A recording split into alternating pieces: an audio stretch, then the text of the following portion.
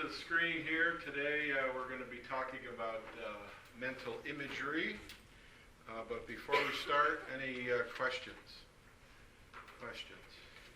One thing, if you do turn in your readings with coffee on it, I take cream and sugar. Just so you know. All right, any questions before we start? Let's see, we are getting kind of close to a test, but not that close. So just so you're aware of that. I did put up the recording on Blackboard, and Anthony has graciously sent me some more, and I will put those up. I don't check to see if you access them or use them, but they're there for your listening pleasure. So let me know how that goes if you have any questions with those. All right, no questions about imagery. What I'd like you to do is look at this scale where 1 says perfectly clear and as vivid as normal vision. 2 says clear and reasonably vivid. 3, moderately clear and vivid. 4, vague and dim. People describe me that way, by the way. 5, no image at all, only knowing that you are thinking of the object. Kind of mentally form a picture of that in your head. And on a piece of paper, if you would just write down the numbers 1, 2, 3, and 4. Can we do it on our computer screen? Oh, certainly. Here's a pen. No. Yeah, you can do it on your... You don't have to turn it in. But try to keep this scale in mind. 1 is perfectly clear. 5 is no image at all. And think of the following scenario, if you will. Visualize a rising sun. Consider carefully the picture that comes before your mind's eye. Then rate the following items. So I'll give you a little time to picture a rising sun. And I'll assume that you have one now. And what I want you to do is, as I ask these questions, I want you to just provide a number on your paper or screen or whatever. So question 1, the sun is rising above the horizon into a hazy sky.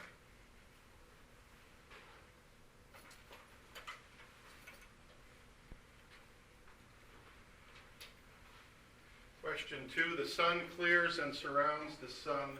The sky clears and surrounds the sun with blueness.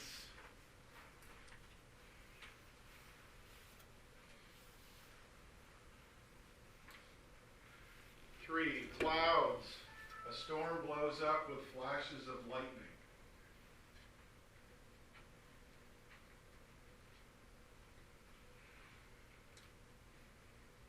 And then question 4, a rainbow appears.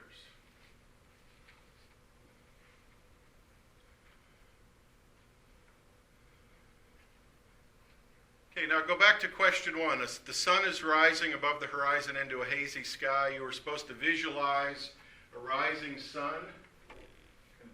Carefully consider the picture that comes before your mind's eye, then rate the following items. Where the sun is rising above the horizon into a hazy sky, who had 1? Just raise your hand if you had 1. 1 had 1. 2 had 1. 3 had 1. 2? 3? 4? I'm always interested in the 5s. Any 5s there? So all of you had at least 1 image. Only a few of you had a perfectly clear and vivid image as in normal vision. And who had a 1 on that one? Could you tell me first your name? Victoria. Victoria. What did you see, quote unquote? So I saw mountains with the sun coming up and that yellow and pink coming up above the horizon. So. Okay. Pretty vivid. Yeah. For you. Who had a 4? And you are Danielle. What did you see or not see? Kind of like the sun rising over the horizon on the plains, like Okay. That's about it? Yeah. Okay, all right. How about question 2? The sky clears and surrounds the sun with blueness. Who had a 1? See, now you didn't have a 1. Okay. Who had a 2? 3, 4, 5. No 5s. Okay. Question 3, clouds. A storm blows up with flashes of lightning. Who had a 1? Okay, this side of the room seems to have a better visual image. 2, 3, 4, 5. Still no 5s. Okay, that's good. Vague and dim. Oh, never mind. Wait, a rainbow appears. 1, 2, 3, 4, 5. Okay. This little demonstration, actually that scale and that question come from actually a valid and reliable scale to test out people's imagery ability. And maybe you've heard of this questionnaire before. There are actually 16 questions, but we only have 2.5 hours, so I only gave you 4 of the 16. Some of the other questions related to, think of a country scene which involves trees, mountains, and a lake. Consider the picture that comes before your mind's eye. Think of the front of a store to which you often go. Consider the picture that comes before your mind's eye.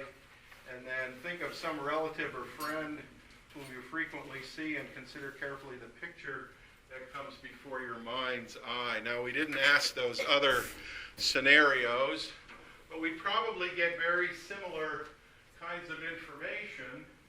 And this kind of relates to, what do you see in your mind's eye?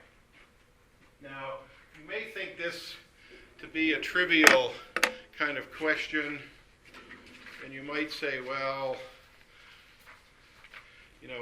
I know what I see, I can rate what I see, it's actually pretty easy, but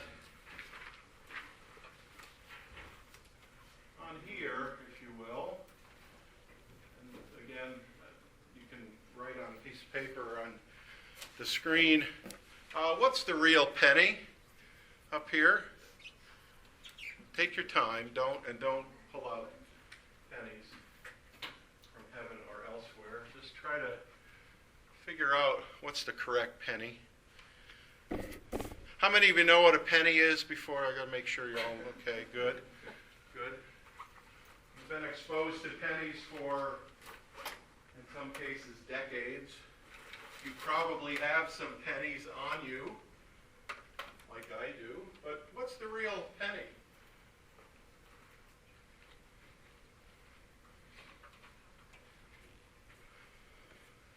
Take your time.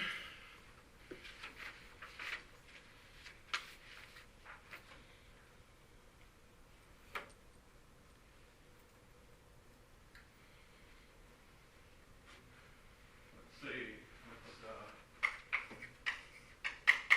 Is it in line 1, line 2, or line 3? Let's start with that.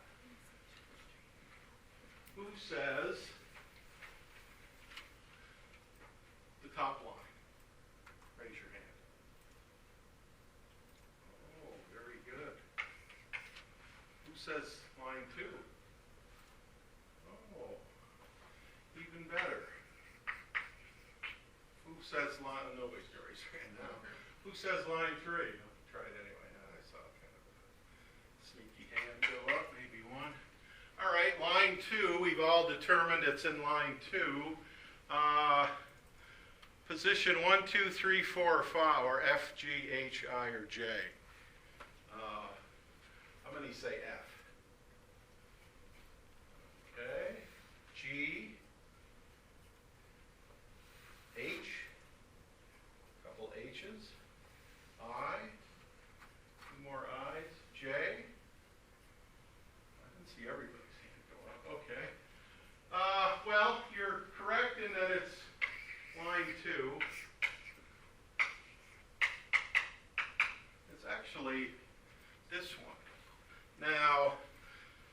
be shy. How many had that correct? Terrible.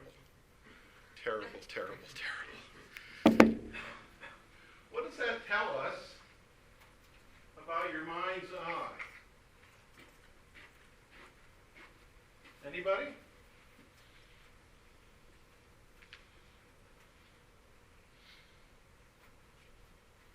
I mean, how could all of you veteran graduate students who've seen pennies for decades get that wrong? Anybody tell me why so many of you got that incorrect? What do you think are some factors? Distance. Distance Distance from, from the image I'm trying to look at. okay. Sure, pennies, if they were that big, I mean, we probably always remember them because they'd be so heavy. What else could be affecting it? What's written on it just isn't necessarily what's important to us. It's the value, so we Okay. don't pay attention to it. All right. If you look at I, there's a lot of stuff on there. There's In God We Trust, Liberty, the date, 1 cent. Who's this? So that you know. Okay, that's good. Thinking that the penny's also the only coin that actually says like 1 cent or $1/4 versus Okay. the other ones. All right. So that kind of threw me off. I thought it was J for that. Pretty close. Pretty close. What other things? I mean, this is one of the main arguments in the imagery and mental rotation literature that, you know, and we've talked a little bit about this in previous classes, that even though we're constantly exposed to these things, like pennies, we've been exposed to them forever, literally. We still use them. They're still in denomination. They're still in use. They haven't gone out of style, but yet this highly overlearned, what would seem to be relatively automatic process seems to fail. Now, there were some lures in here in the sense that for whatever reason, and I personally don't know this, why Lincoln is looking that way as opposed to that way. That may have thrown you off. What other factors might you think could be having an effect? I mean, think back to that first exercise I had you do. I mean, for most of you, I had you do that with your eyes open. Another component of that vividness of visual imagery questionnaire is to actually close your eyes. And when you close your eyes, perhaps a little screen comes up in your mind, and you're reading off of that screen, and I'll show you some data today to support the notion that we all have this little screen come up. It just varies, like a lot of things, on a continuum. Some of us are very good imagers. You'd score really high on that vividness of visual imagery questionnaire. Some of you would, score pretty low on it, meaning you're not good at visual imagery. And there might be a correlation between how you score on that standardized measure of imageability, vividness of visual imagery, and then also if you got this particular item correct.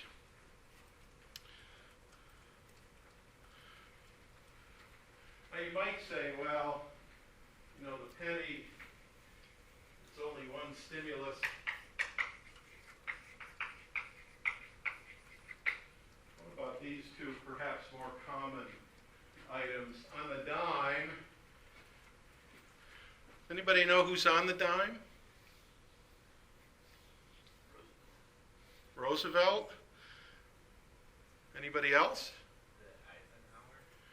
Okay, Roosevelt, Eisenhower. Anybody else? Who's on the dime? Well, it's neither of those. It's actually Harry Truman.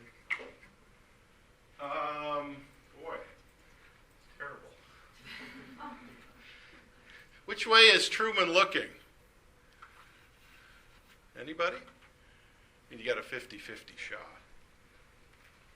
He's actually looking opposite of Lincoln. How about the quarter? Who's on the quarter? Washington. Oh, that was quick. Milliseconds. Why would you answer that one faster, do you think? And which way is Washington looking? Left, right? Up, down? They never look up or down. He's also looking to the left. But why might you say Washington sooner? Here are this has changed, though, by the way. Those are the ones on the left are the correct images. Why might you come up with the quarter quicker? Anybody? We see it more. It's more valuable than a penny. Oh, it sure is. It's 25 times more valuable. I mean, that's possible. It's bigger. Quarters are bigger than pennies. I mean, literally and figuratively. Learn more about Washington history. You know more about Washington's history, okay. What else might make you come up with the quarter quicker? You see pictures of quarters a lot, like on vending machines or Okay. meters. So maybe a familiarity effect. Could it just be that the quarter's also bigger? It is bigger, yep, it's physically. You just have a clear image when you look at quarters. So bigger things might make for better images. That's a good point. In fact, Stephen Coslin, who was kind of for want of a better word, the godfather of imagery, he was one of the first people, at least contemporarily, who did imagery research way back in, as the overhead suggests, the 1970s. But he did a very interesting study where he had people envision a cat's paw or a cat's head. And he had two conditions. You had to image it, visually image it, or you simply heard the description. And what he found was that larger items, especially in a visualization condition, so you're supposed to image it, people did a lot better. So size seems to matter in some of these conditions. And likewise,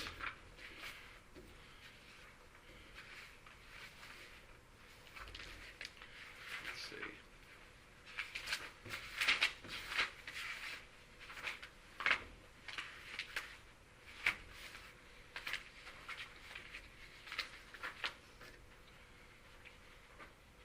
There are experiments out there that also suggest that larger is better, at least when it comes to imagery. Now, what does that tell us about imagery?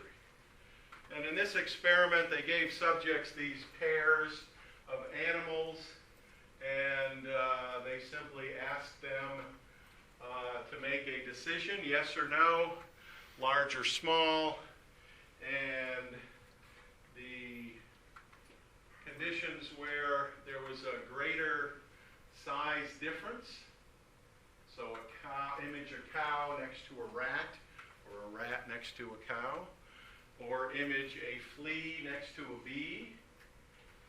The larger the difference, and in some cases the larger the size, the better the performance. So you're faster, you're quicker, you make fewer mistakes. And here are just some data from this experiment.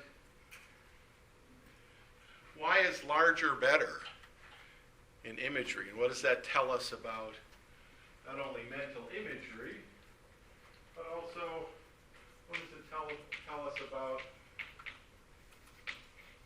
our mind's eye?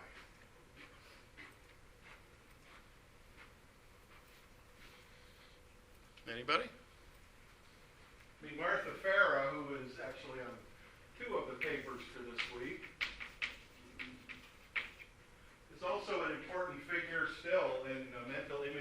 research. She was one of the first to image us imaging. So the article that you read for this week about Martha Farah, put people in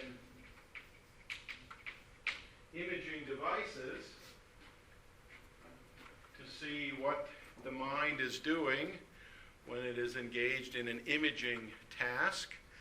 And what did she find that kind of supports what we've been talking about?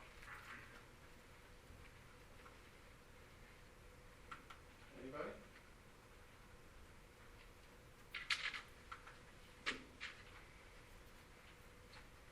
Well,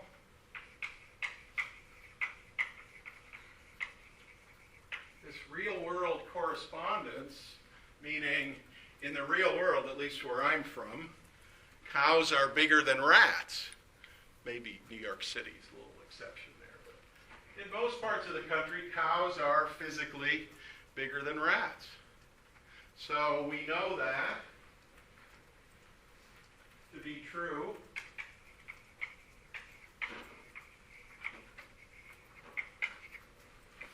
And in an imaging task, like this one,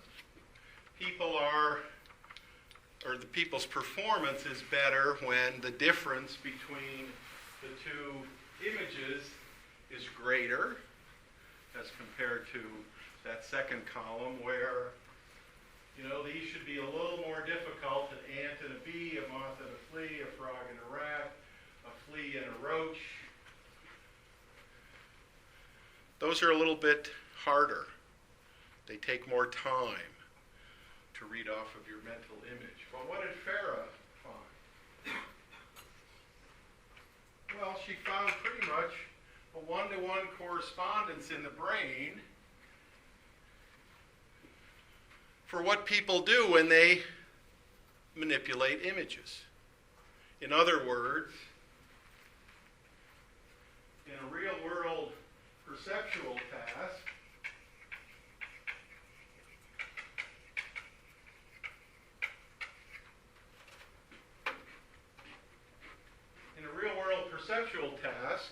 that part of the brain, or those parts of the brain that are activated in the real world task, real perception, are the same ones that are activated in a similar condition, yet there's nothing physically available.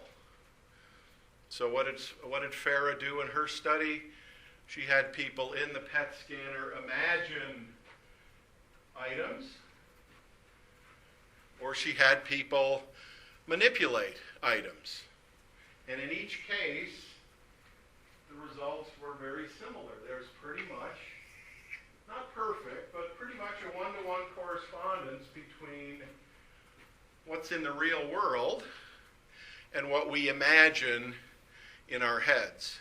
Now, of course, an obvious confounding that Farah probably didn't take into account is subject's performance on this vividness of visual imagery questionnaire. But even in the low or near low imagers, some people have lots of trouble coming up with an image.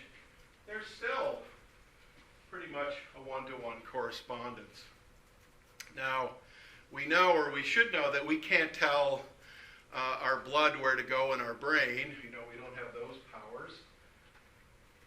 But Farah's work is pretty interesting because it says that, if you buy into this, imagery actually exists. Otherwise, how would she get similar imaging images? Can anybody think of a way that she could get similar imaging images? I mean, you've all dealt with this in your different experiments that you've done. These are alternative interpretations. I mean, just because Farah shows a near one-to-one correspondence in blood flow when you're imaging something and when you're seeing that same item, I mean, what could be an alternative interpretation?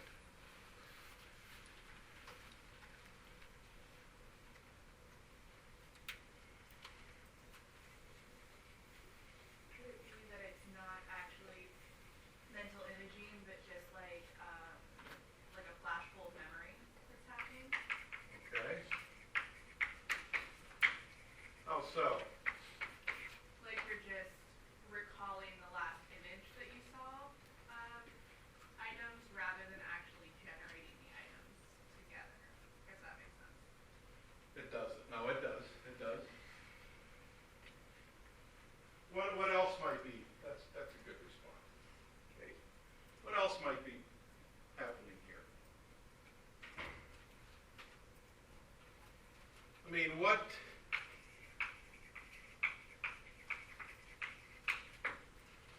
are some of the demand characteristics of imaging studies?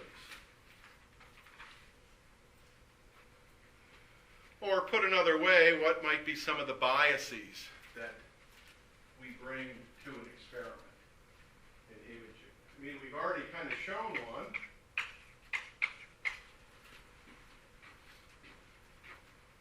As a group, you were faster at knowing stuff about a quarter than you were about a penny. And we said, well, that's, more valuable.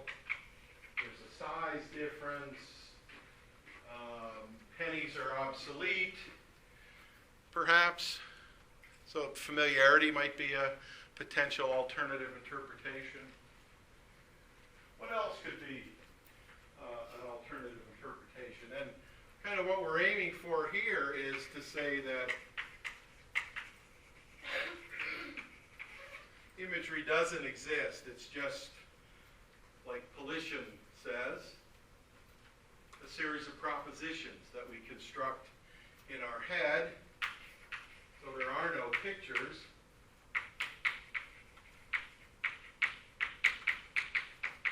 Or images.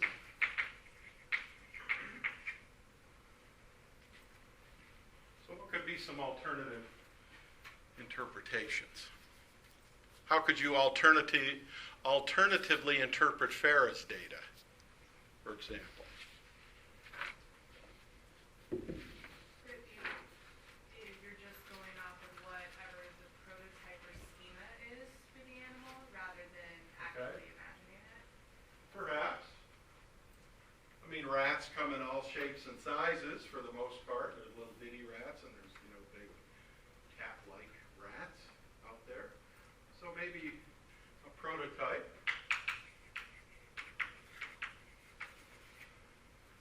What else?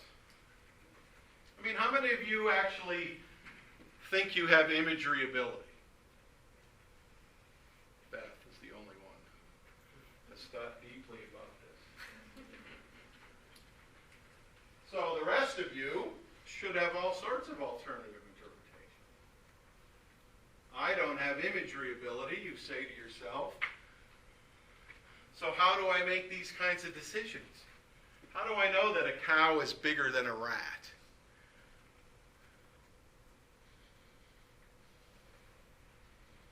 Anybody? Think back to your first grade teacher, Mr. Smith or Mrs. Jones or whoever. You learned about the size of animals way back when. Hogs and cows, pigs and foxes, dimes and quarters and pennies. So, how could you counter Farah's data? Maybe it's just pattern recognition. Okay. Maybe we're just talk about that. Well, keep that argument in mind, because that's kind of one of the issues across all of these articles for this week, and again, the ones you turned in as well. Does imagery really exist?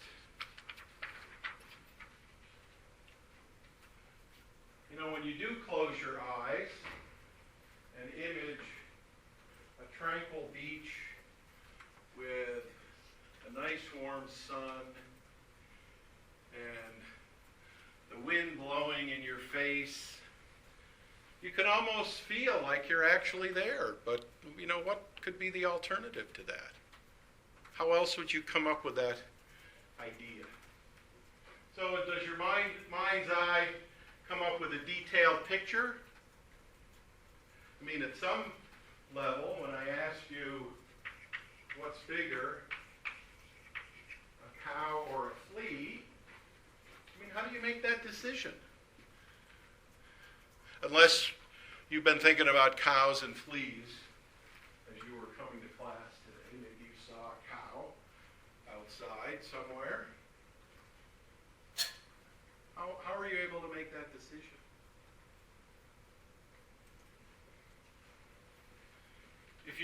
detailed picture, how do you make that decision?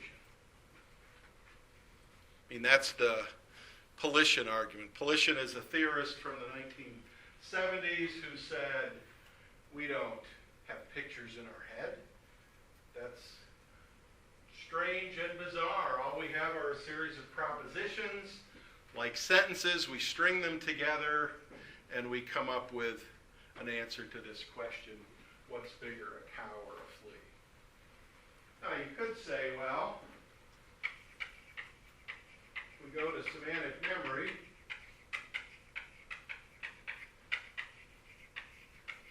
We have concepts for cows. They moo, they give milk. We wear their skin. We eat them. You know, you have all these concepts of cow in your semantic memory. You probably have a picture of a cow. If you grew up on a farm, maybe several cows. Your favorite cow. Maybe you name your cow or cows. Same with a flea. You know what a flea is.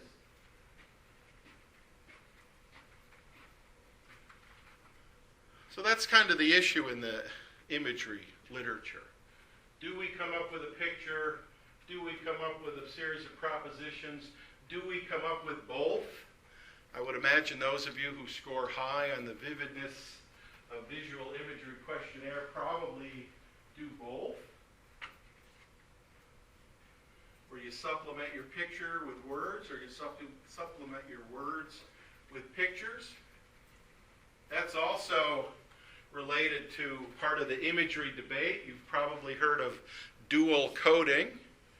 Pavio's groundbreaking work from the 1960s, where when you think of a concept, the more codes, visual, auditory, gustatory, tactile, smell, taste, touch, sound, whatever, the more the codes, the better, typically. The easier to come up with an image, the better.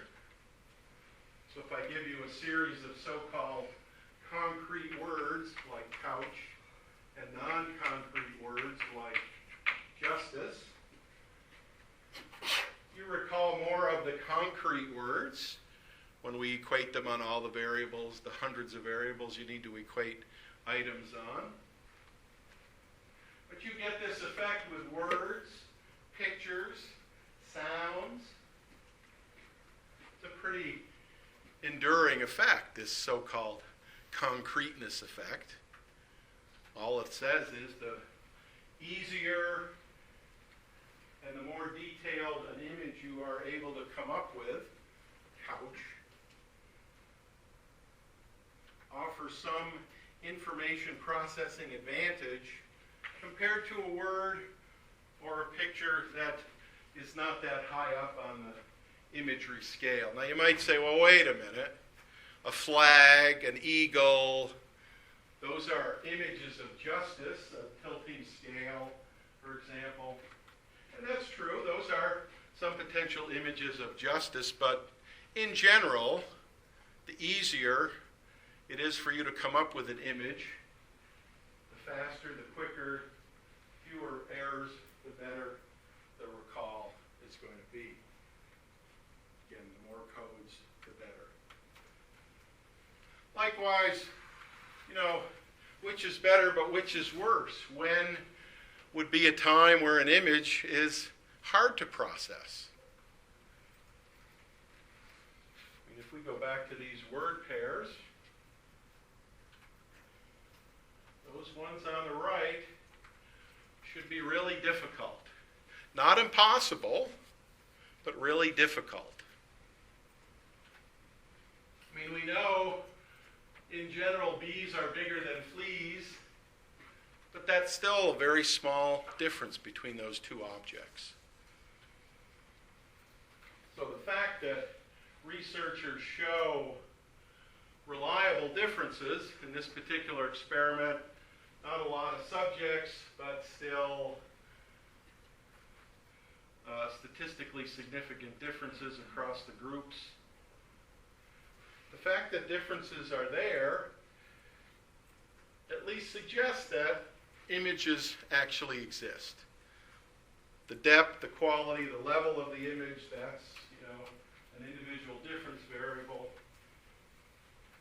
But the fact that we show differences suggests that images are actually real and are usable. Just like in some of the articles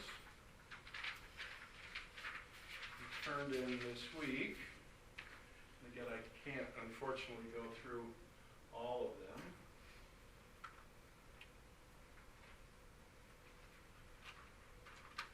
So here is a study, efficacy of a two-session program of cognitive restructuring and imagery modification to reduce the feeling of being contaminated in adult survivors of childhood sexual abuse.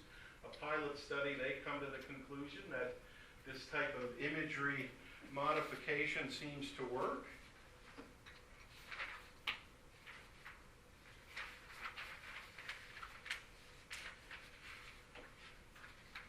Here's a study from the eating disorders literature. Body schema and self-representation in patients with bulimia nervosa. Again, your body schema, what is your body image? What do you think of when you think of your body type, body image, body schema? Those all hinge on us being able to come up with kind of a mental image of what we look like. So there's a lot of evidence out there to suggest that not only do images exist, but certain things about images exist and actually facilitate our ability to either recall images, produce images, decide upon types of images. So, phenomenologically, they seem to exist. And most people would say, not all people, this debate is still ongoing, but most people would say images are a psychological reality. Even with the imaging data, people would still say there seems to be some psychological reality to these various images.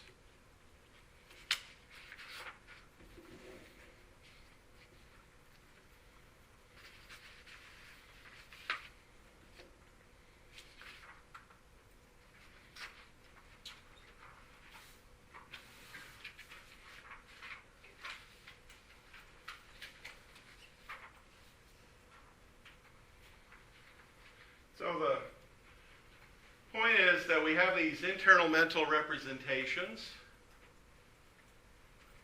It's an applied assumption, like a lot of stuff in here. We assume they exist based on the behavioral data. And there are hundreds of demonstrations we can do in here to prove that. The penny quarter demonstration is one such. But even there,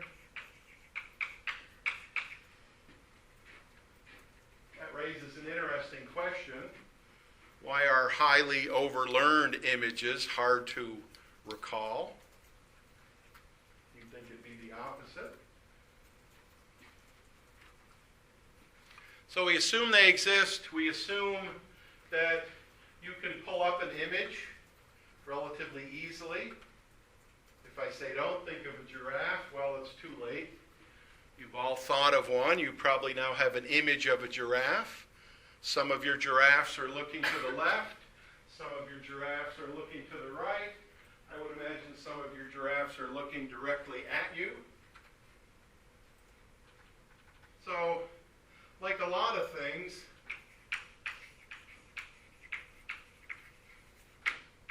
it's hard to suppress mental images. And a lot of the articles you turned in this week relate to our sometimes inability to suppress highly personal, perhaps very negative images. So at some level, they're kind of like automatic processes.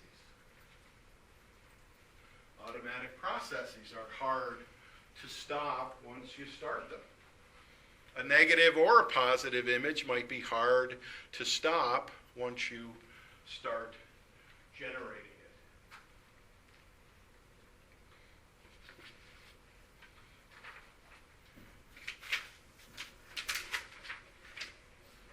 And there are lots of methodologies out there to see if these images are observable. And this is where the first article that you read for this week by Coslin comes into play. As I said, Coslin was and still is, he's near retirement age, but was and still is kind of the leader in this field of showing that these images exist.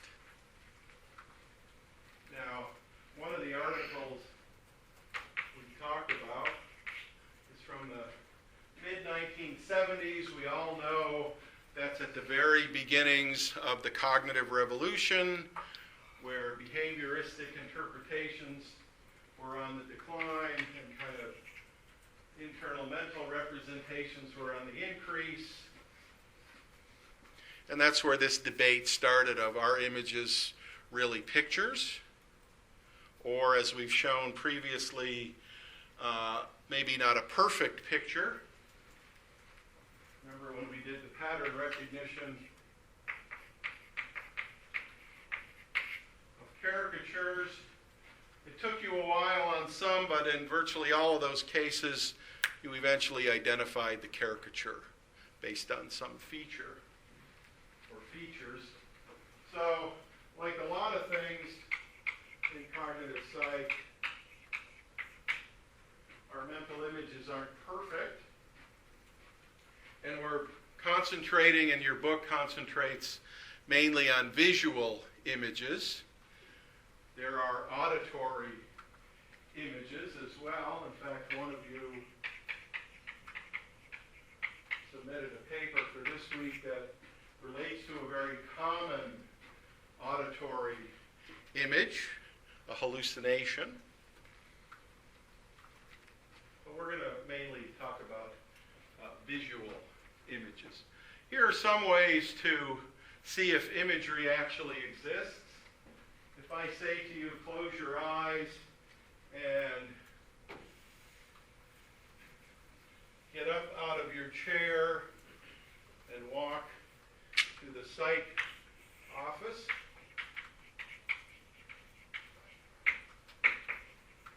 When you get there, raise your hand.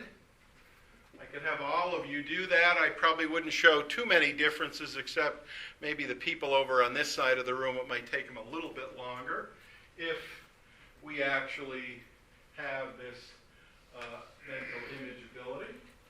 That was one of the results that Coslin showed. Or it doesn't have to be this so-called mental travel. If I ask you, how many windows do you have in your current apartment or house?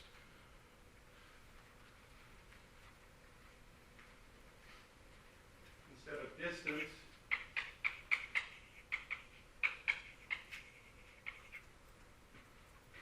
I could substitute number of windows, and I'd show kind of the same effect. Now, I don't know how many windows you have. I'm assuming you have some, unless you live in a casino. But you have some windows, and you might say first floor, second floor, all of them, all the windows in your house. It's a similar set of operations. Now, when I ask you that first question, mentally walk from your seat to the psych office, what do you do?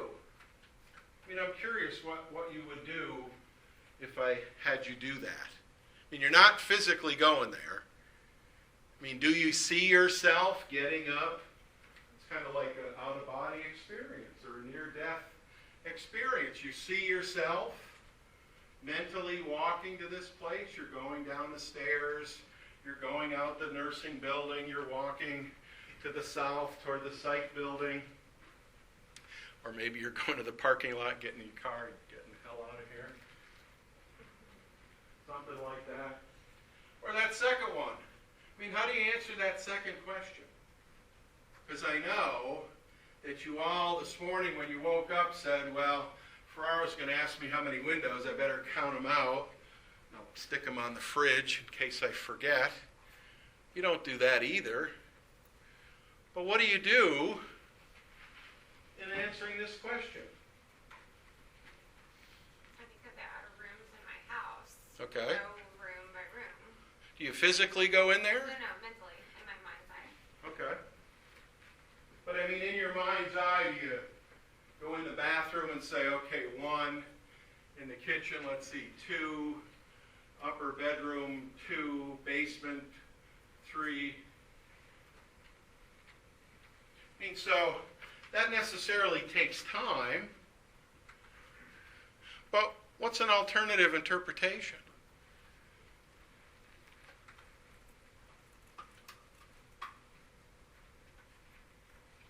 And these were some of the critiques against Coslin's very nice data in the article that you read for this week. What's an alternative interpretation?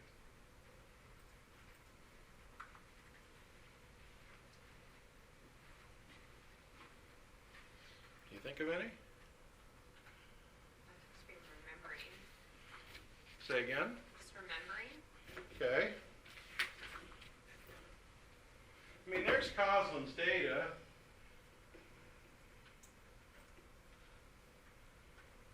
Minus the low and high, which I've written in there. But that's very beautiful data. I mean, not only because it's easy and elegant, but, you know, when you get a correlation of 0.97, that's pretty good. I mean, it can only go up to 1.0. But what's an alternative interpretation of not only Coslin's very beautiful data, but this second question? I mean, what else could be producing in most people, not everybody, but if we did ask you how many windows, I don't think any of you have no windows, so.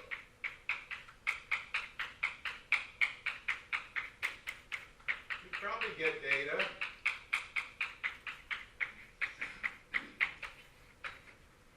Kind of like that. I mean, you could just be describing every room. You could just as easily go from room to room and say, okay, there's desks in there, there's 2 windows, rather than being actually visualizing and counting. Okay. And that's one possible interpretation or alternative interpretation. But again, you're not physically there. You're here, not there. You didn't memorize how many windows you had and where they were unless, you know, you recently replaced every window. Then you'd know for sure where they were, how many you had.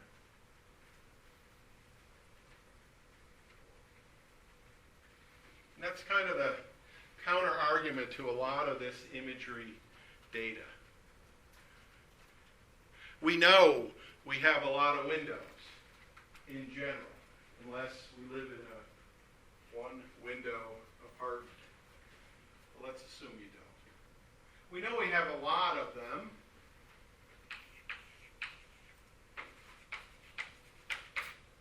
And when there's lots of things to count, that takes time.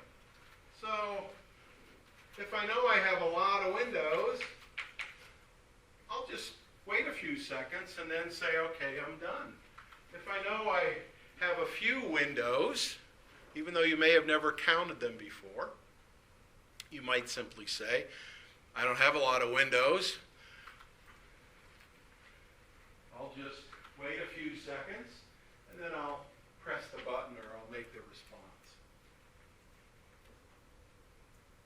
I mean, the other thing that's relevant here, in addition to you just simply come up with a bunch of propositions, string them together, count them up, you don't come up with any picture at all.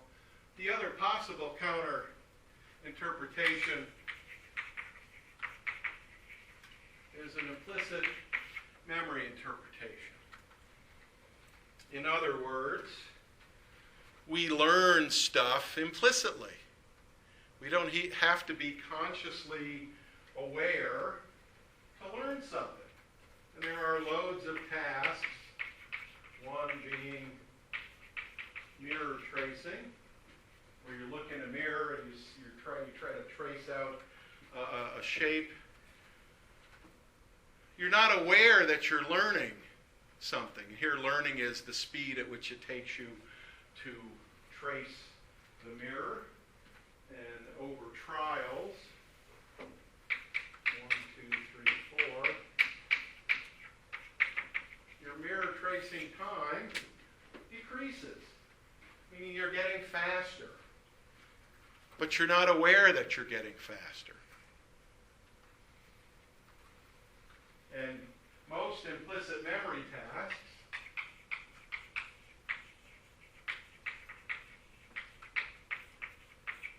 are automatic, and they're at a level at or below your conscious level of awareness. Yet, behaviorally, you're learning. It's taking you fewer trials. You're not making as many mistakes. Your response time is faster. Those are all indicators of learning. So, one possible alternative interpretation of mental imagery, it's nothing more than an implicit memory task. We walk into our house or apartment several times a day. We're in there how many hours a day? Even though we're not physically counting the number of windows, we're learning that information implicitly. And so if I now asked you how many windows do you have in your apartment or house, you could probably tell me. But there would still be some time delay. And there would still be some not perfect, but near perfect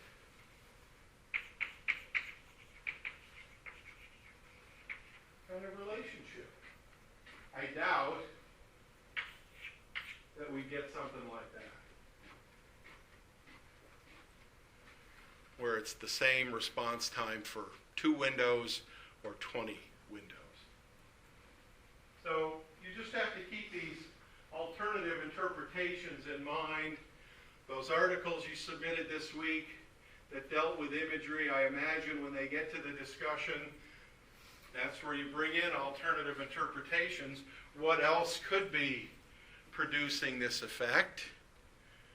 Why is it hard to suppress images of some horrible event that occurred to you many years ago? That's hard to forget. I mean, that's also related to implicit memory. So you just have to keep those alternative interpretations in mind.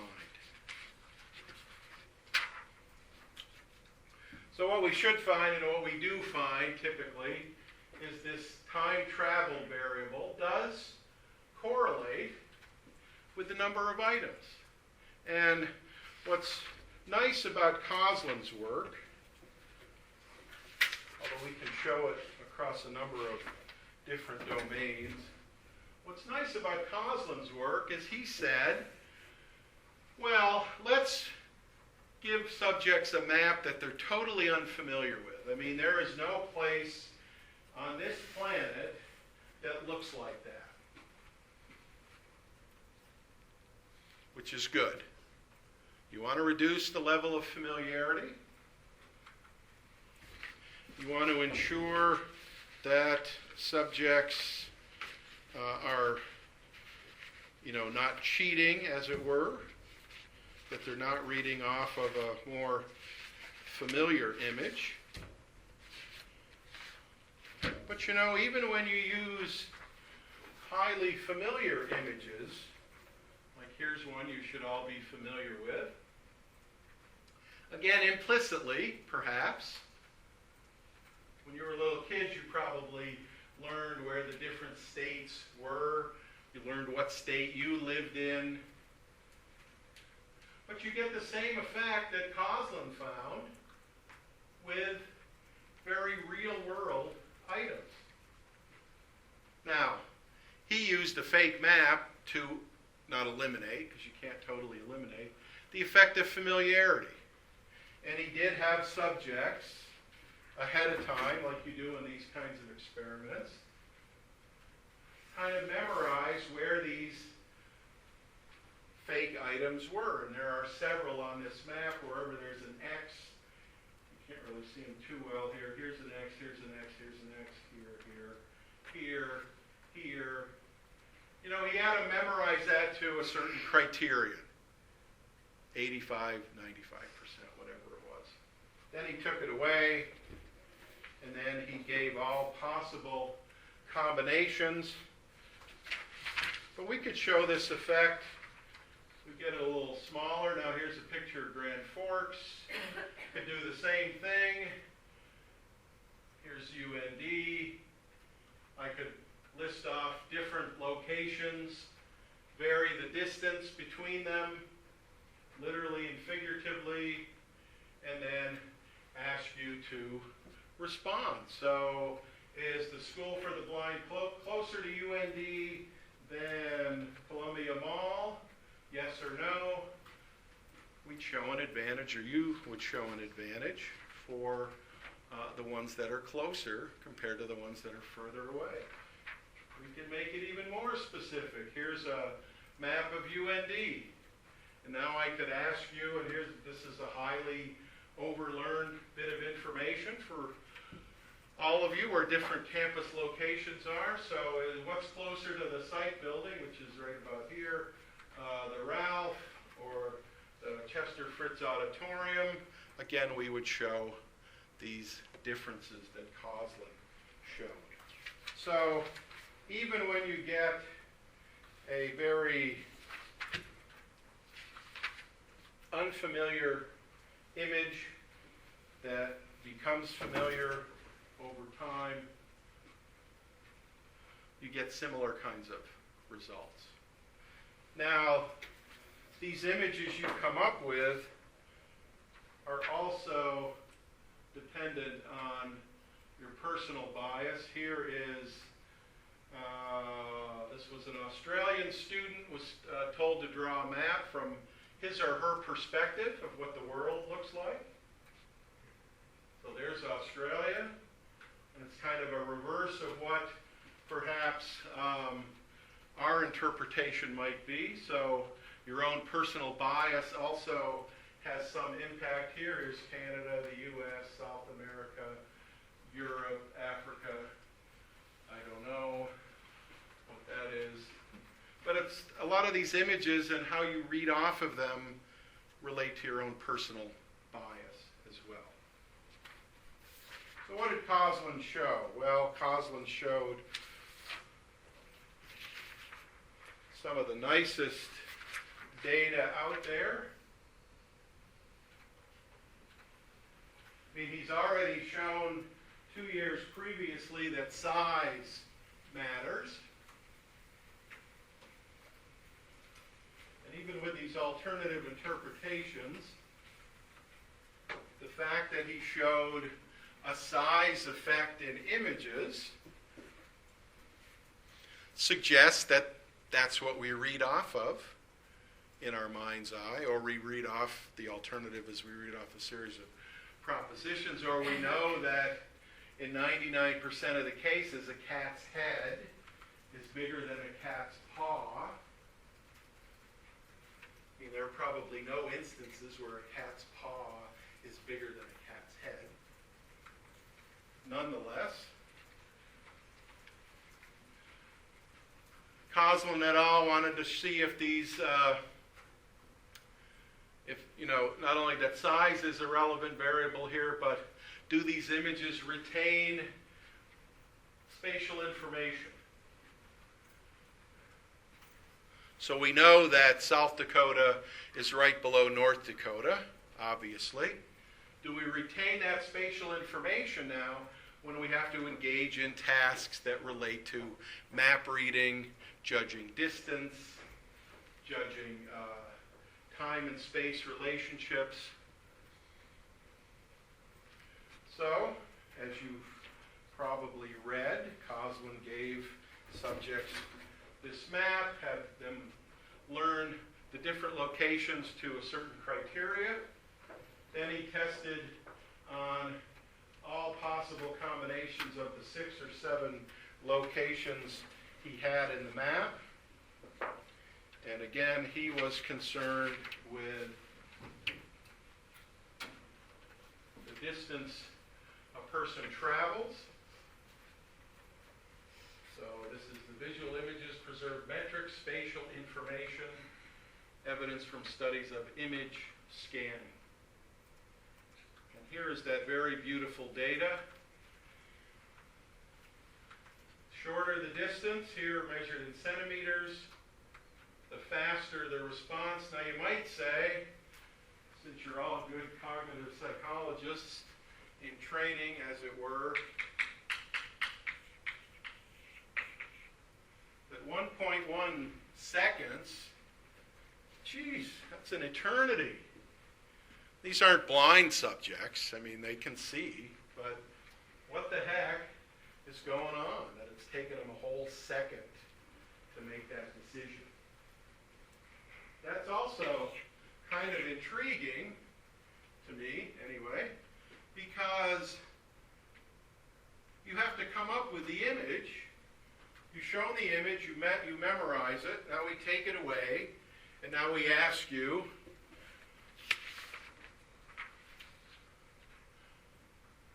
start here, and when you get to the wishing well, press a button. If this image didn't exist, what would you expect the reaction time to be?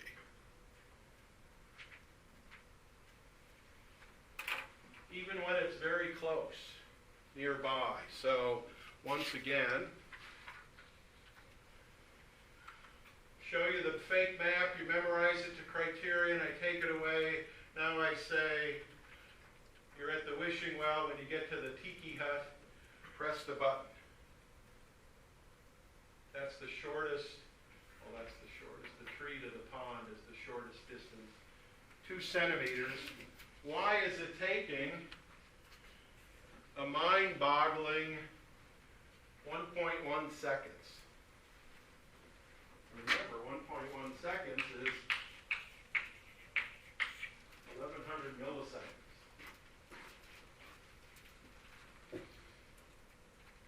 What's that mean cognitively? It means that they're having to generate the entire map before they Oh, that's right. So they must have to generate the map, even though they know it to criteria. It's like if I say, what's closer to North Dakota? Florida or Hawaii?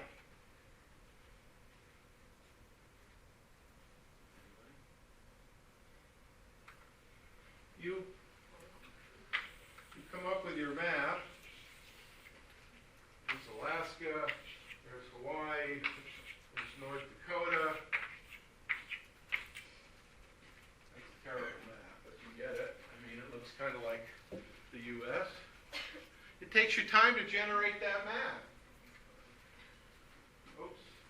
I heard somebody say, knucklehead, I forgot where Florida is. I've never been to Florida, so I don't know where it is. Anyway. But you have to generate that map, so that 1.1 seconds takes some time.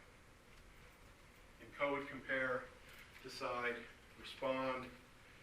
If they learned it to a certain criteria, which was set pretty high, as is the case in these types of experiments, it was somewhere in probably working or long-term memory.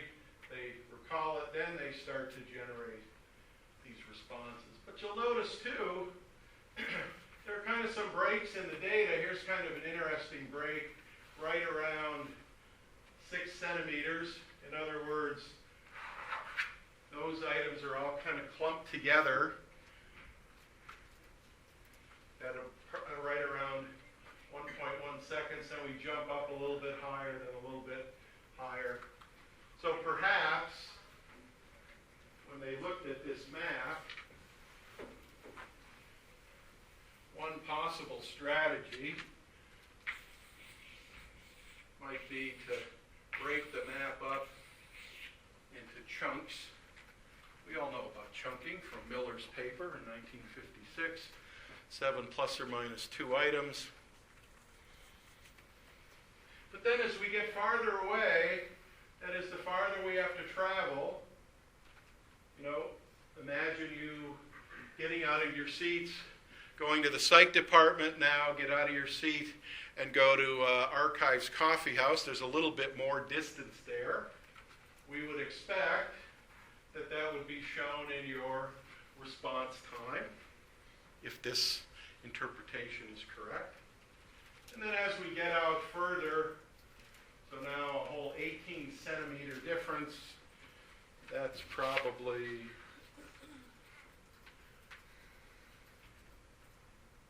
here, that's a pond, to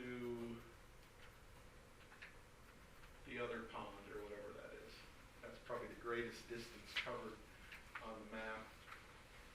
As we get farther out, our times start to slow down. Not too much, but I mean, statistically, that's only about 600 milliseconds, from 1.1 to 1.7. But what also do you notice in this graph, and then I'll give you a break, that's kind of relevant here as well?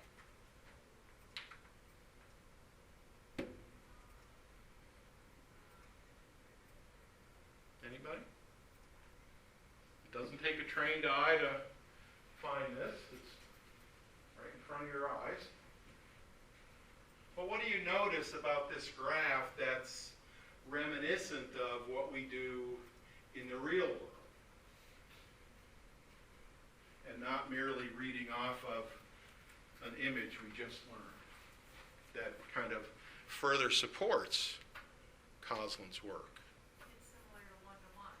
It's taking longer when something's further away. Takes longer, but what else?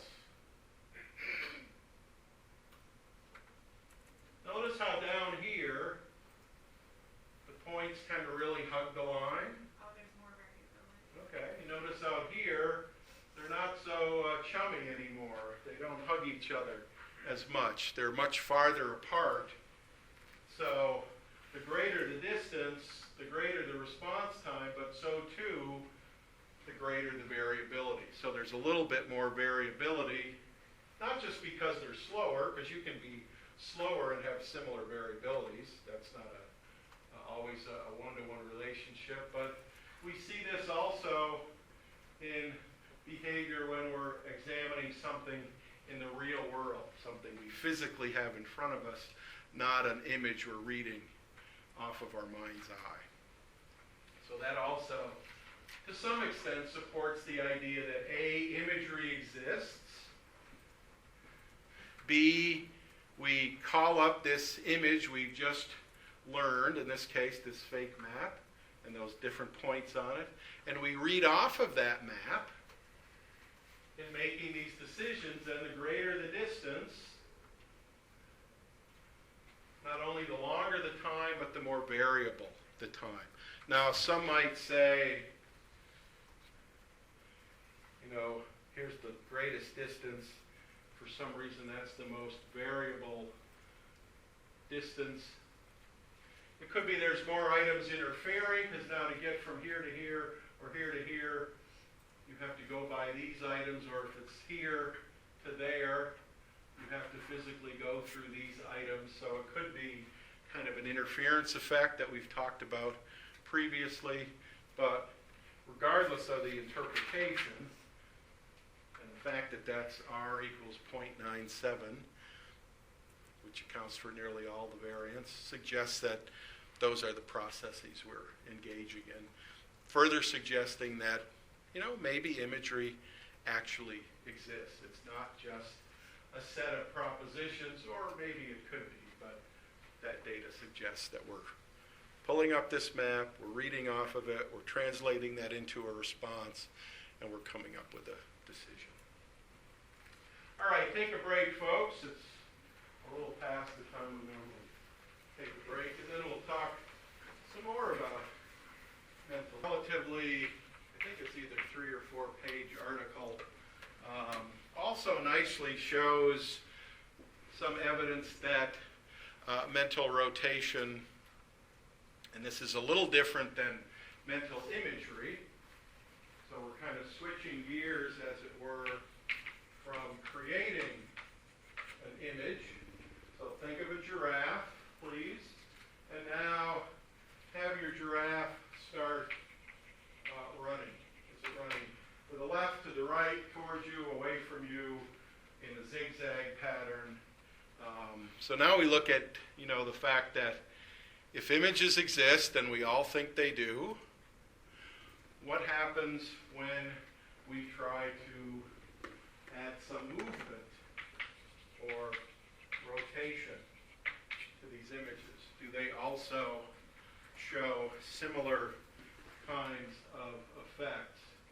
And if you look at A, B, and C, could you tell me which ones are the same and which ones are different? So you're comparing these two images. In panel A, are those the same or different? Same, okay. Panel B? Same. Panel C? Same or different?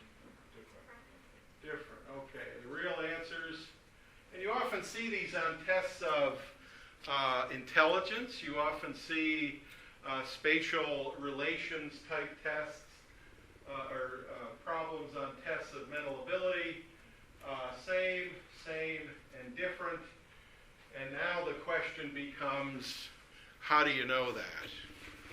How do you know that they're same or different? Can anybody tell me? We'll use some good old introspection here. How do you know those are the same? Anybody? I mean, it says S there, but ignore that for the time being. How do you know they're the same? I imagine if I rotated it. Okay, now, how do I know you did that? Told you. Well, you told me, but it's introspection. We all know that that's fraught with problems. I mean, I could look at your reaction time data. One way it could tell me that, but what else? I mean, these are kind of shapes you don't necessarily see every day.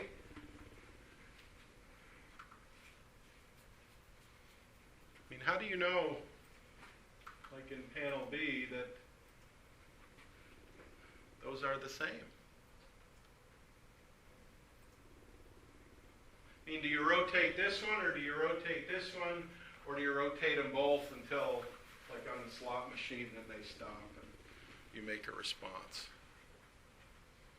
What strategies are you folks using to know that this is really this, or this is really that? I didn't really rotate them, I just counted the blocks so that I know how many are off each end. Okay, so 2 and 2. Here, or no, 2 and 1. Here's 1, here's 2. So Catherine has a very intriguing strategy of block counting. Works. She got it right. Whatever works. How about down here?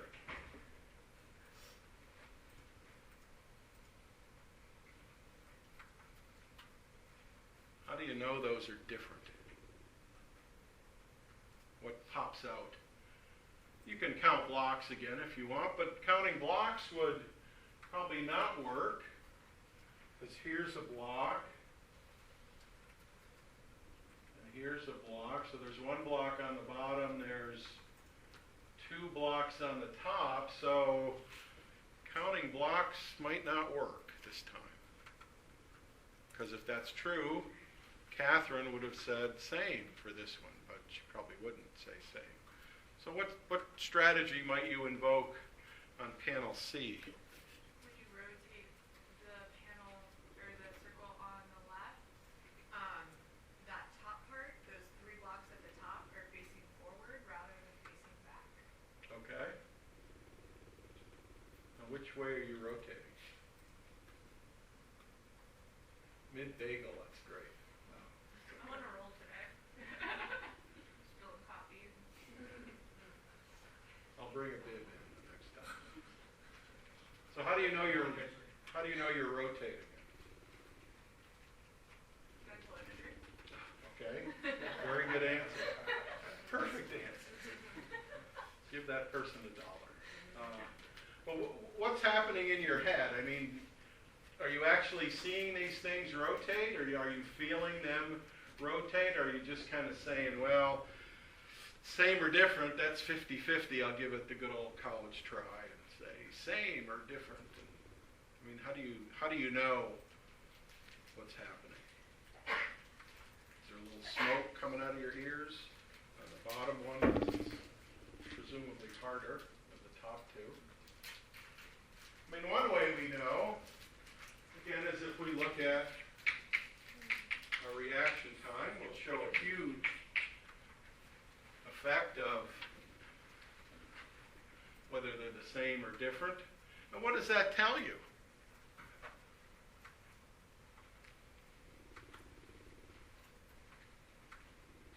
I mean, you'd all probably agree that in each case you're doing encode, compare, decide, respond. You're just not aware of it. But what is happening in the bottom panel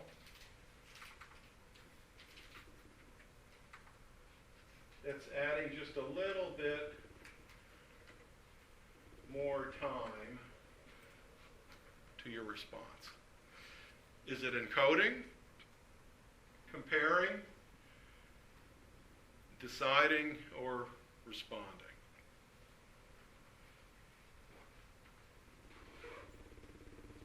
Anybody hazard a guess? Is it comparing because on the first 2 you can stop quicker once you get them to line up? Okay. On C they don't ever line up, so that spends more time. So Ted says the comparison stage is what separates the two. Anybody else?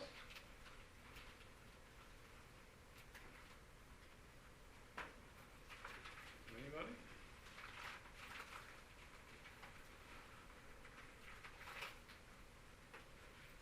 I mean, at some level, and if you've ever done, and maybe some of you have, you know what an anagram is? You have to fill in missing letters so you have a word, and these letters are filled in, and you have to figure out what those are. You can create impossible anagrams that are actually used in research to frustrate subjects. So you give subjects a test, presumably that measures intelligence, and you give them these impossible anagrams. And they're out there in the literature. There's probably normative data out there too, where you can never solve that anagram. Try and try and try. You can't solve it. It's impossible. The same process might be operating here, kind of similar to what Ted said, is that when you get to that comparison stage, these now become kind of like impossible figures. There's no way that this is going to ever look like that unless you get in there and monkey with it somehow, and twist it and bend it or hit it with a hammer or do whatever you do, but you can't do that in these experiments. So that RT difference here is probably, keeping count, that was 108 chalk breaks that made this semester. Probably what's happening is at that comparison stage, you're trying to fit this, and it ain't working. And you probably do it once, and you look at it, because these shapes are right in front of your eyes. There's no imaging going on here. And it's probably adding some value to that. Some of that encode, compare, decide, respond, we can start to get some answers to what people are actually doing when they're doing these rather simplistic yet very elegant kinds of shapes. Kind of shapes you don't see very much in the real world, unless you're an architect or a dentist. And in those cases, you better get all of those right, or I'm not going to you as a dentist, and I'm not walking in the building that you just designed, because these often make up tests of spatial ability. But we can bring it right back to that encode, compare, decide, respond. Now,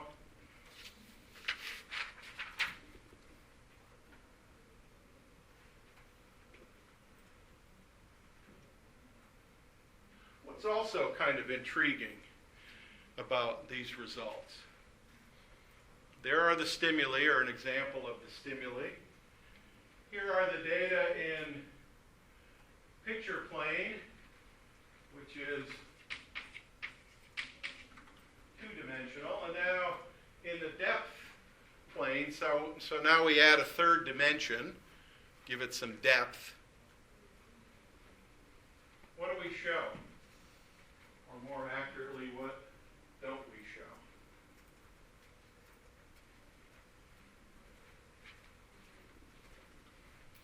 I mean, look at those two graphs on the right.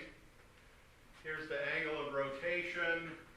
So you get an equal number of trials at each of those angles. Here's your reaction time.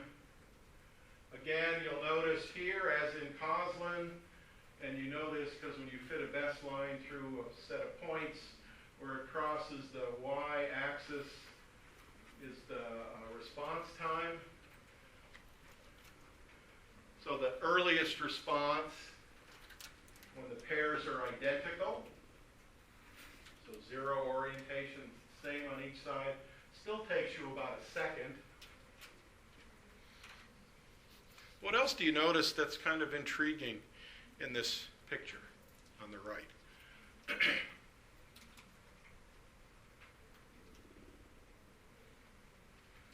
Well, although distance mattered in Coslin's work, distance traveled correlates with response time.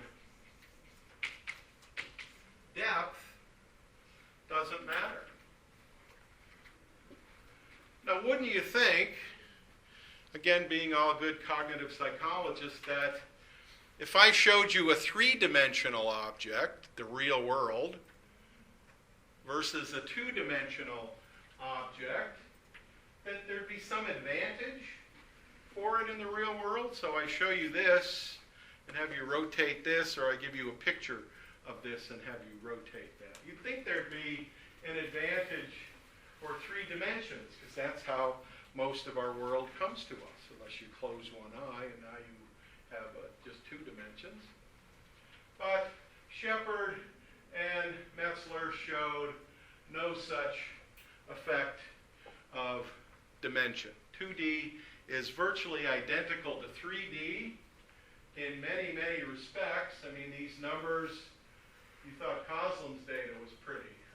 These numbers, or these responses, are hugging those best fit lines.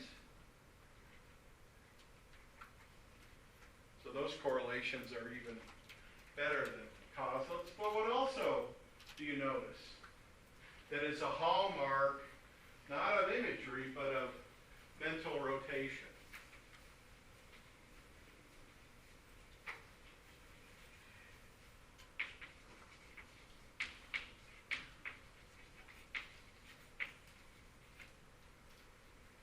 Anybody? Look at those little error bars. On the left, they're virtually non-existent. In fact, for this little point, there are no error bars. No error bars. And as you get closer to 180,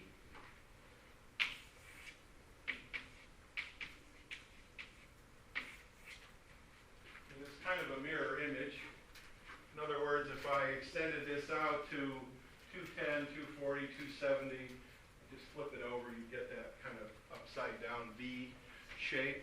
But what also do you notice around 120, 140, 180? That we also saw in Coslin's work at the farthest distance travel.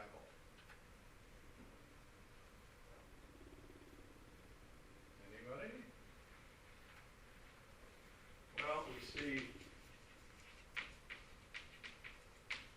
more variability. So the task is becoming harder in a number of ways. Not only are folks really variable once we get beyond about 100 degrees of rotation, you notice these error bars are much bigger, but holy moly, 4 seconds, that, you think that's an eternity, which it is in cognitive psych. What the heck is going on that it's taking 4 seconds? Yeah. How do you tease apart that it's mental imagery versus limits of working memory? Good point. Very good point. In fact, my next slide will get at that. So hold that thought. Because necessarily, this has taken a long time. I mean, for crying out loud, of course you don't say this to the subjects, but for crying out loud, it's only yes, no, same, different. Why is it taking so long? Well, it could be, Kate says,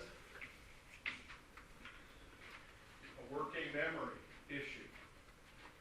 But even when you bring in working memory, and we have ways to test working memory, we still show a similar kind of effect.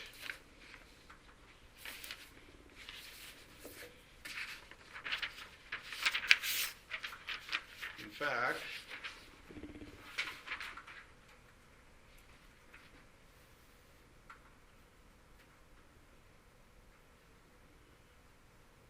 here's a different version of the Shepard and Metzler task.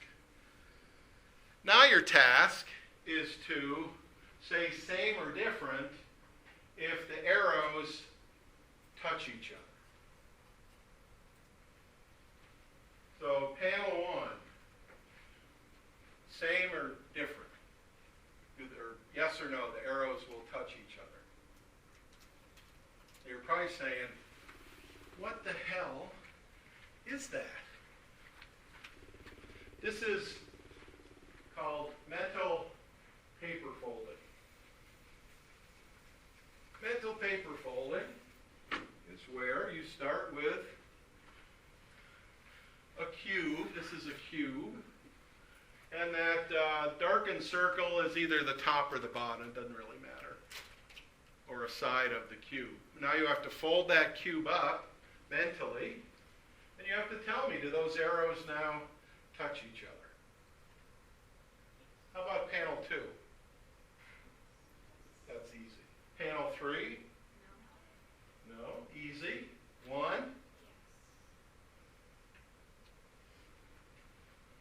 Let's see what the data say. First off, 1 should be harder. Why? Now our independent variable is number of folds. So rather than angle of rotation, as was the case in Shepard and Metzler, what is the angle of rotation between those pairs? Now our independent variable is how many folds? Many folds, 1 fold, 1 fold, really easy, really easy.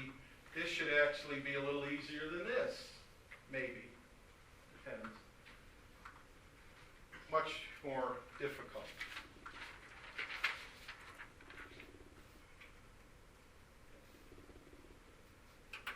This is also by Shepard and Feng.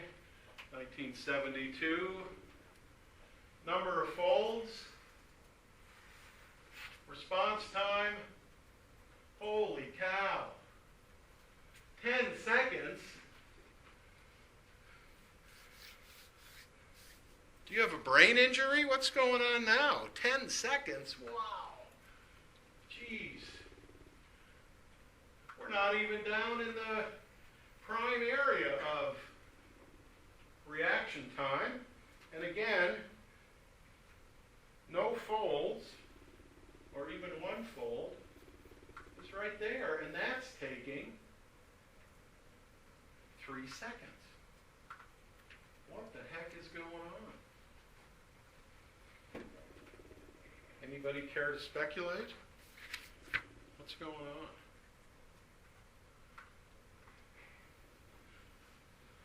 I mean, the data are a little more sloppy, if you will. Sloppy here means more variability. In fact, it kind of peaks, not at 5 folds, where we'd expect it, but right around 3 folds. And these are individual subjects along this graph. That's the best fit straight line.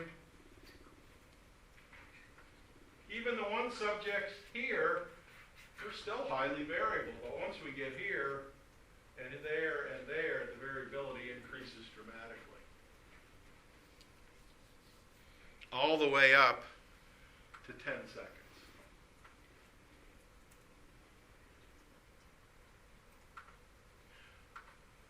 What else do we notice about this figure, though?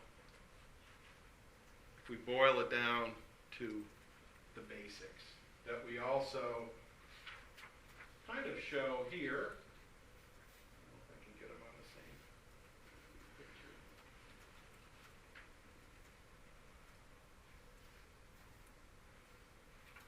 I mean, it's interesting to look at the variability, especially because it looks like there's a lot more variability in the middle compared to the pattern that you see in the mental rotation study.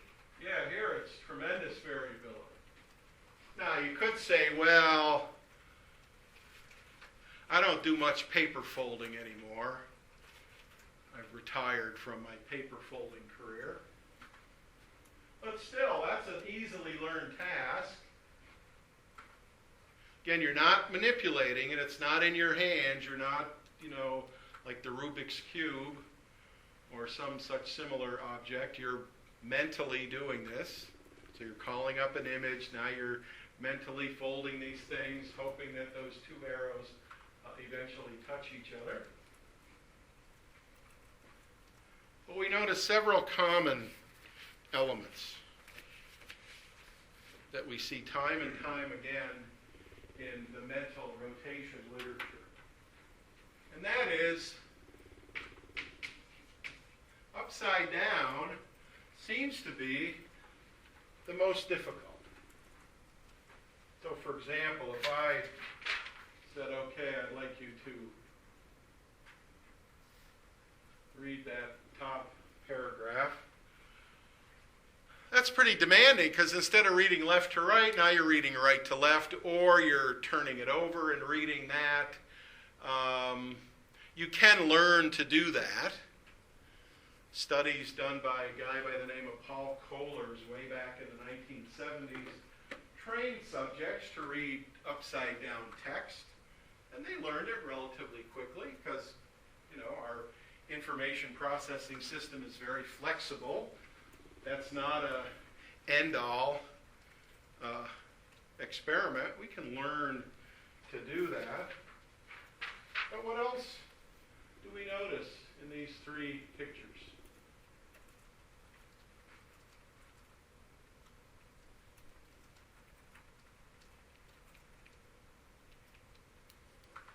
The more you rotate an item up to about 180,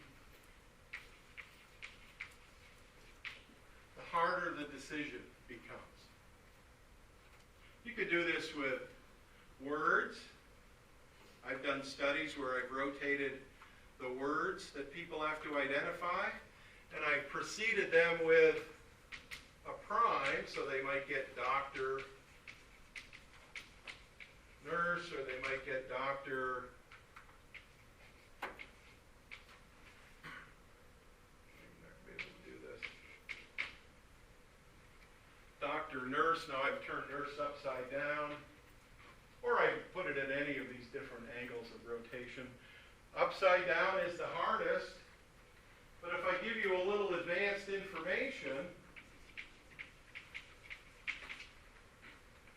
I can make it a much easier task. So, one conclusion coming out of this data is, A, the more we have to rotate something, the harder it is, the more variable it is, the more mistakes we make. We tend to make, even when we're responding in 4 seconds or 10 seconds, we're still making more mistakes the greater the departure from normal. Words, pictures, numbers, doesn't matter what the stimuli are.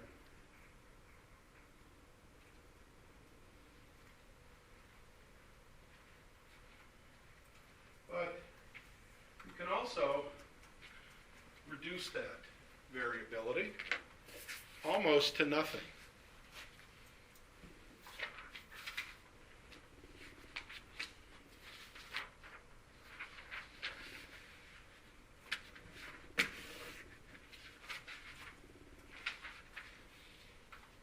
Here again are some stimuli used by Shepard. This is a paper, 1973, Shepard and Cooper.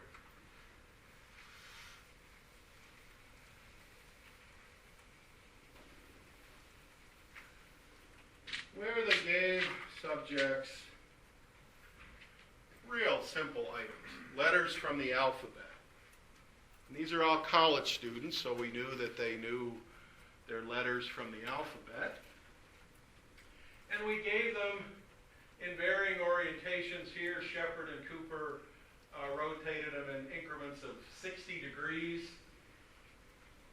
It doesn't really matter what increment you use, but they chose 60. But they also put them in normal orientation and normal viewing, but also backwards, which makes it a little more difficult. Again, not impossible, but a little more difficult.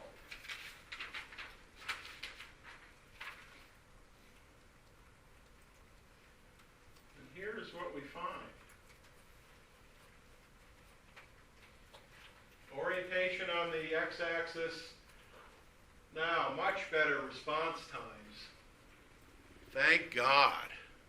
We finally got those down to where they're supposed to be. It's still, even in the simplest of conditions, takes about 400 milliseconds to kind of get the motor running, as it were. But here we have some very intriguing information. Because you'll notice up here, Cooper and Shepard are now telling subjects ahead of time what the likely orientation is going to be. And they do that by exposing that first item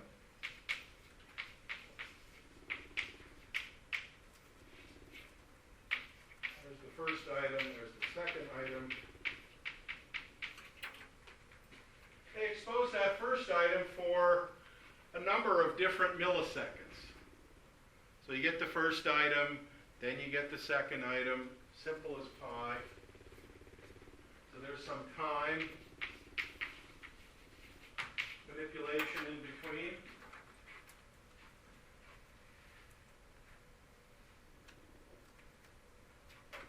And you see a couple of things.